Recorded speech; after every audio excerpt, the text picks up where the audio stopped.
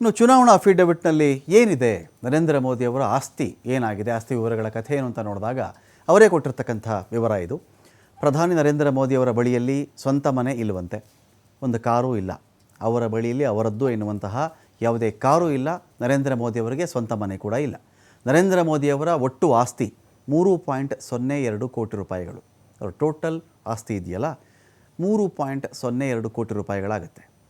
ಇನ್ನು ನರೇಂದ್ರ ಮೋದಿಯವರ ಆಸ್ತಿ ಏರಿಕೆಯಾಗಿದೆ ಇಳಿಕೆಯಾಗಿದೆ ಚೆಕ್ ಮಾಡಿಕೊಂಡಾಗ 2014 ಮತ್ತು 19ಕ್ಕೆ ಹೋಲಿಸ್ಕೊಂಡ್ರೆ ಮೋದಿಯವರ ಆಸ್ತಿಯಲ್ಲಿ ಏರಿಕೆ ಆಗಿದೆ.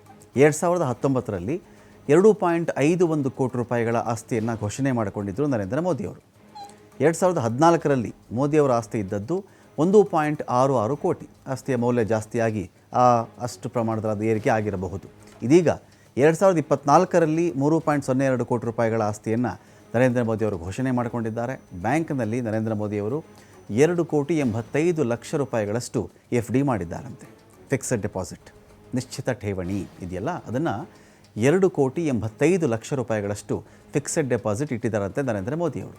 ಇನ್ನು 2.67 ಲಕ್ಷ 2,67,000 ರೂಪಾಯಿ ಮೌಲ್ಯದ ಚಿನ್ನದ ಉಂಗುರ ಹೊಂದಿದ್ದಾರೆ ನರೇಂದ್ರ ಮೋದಿಯವರು.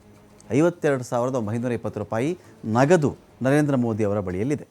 ವಾರಾಣಸಿ ಕ್ಷೇತ್ರದ BJP ಅಭ್ಯರ್ಥಿ ನರೇಂದ್ರ ಮೋದಿ ಅವರಿಂದ ಈ ಮಾಹಿತಿಯನ್ನು ಅಫಿಡವಿಟ್ನಲ್ಲಿ ಸಲ್ಲಿಸಲಾಗಿದೆ.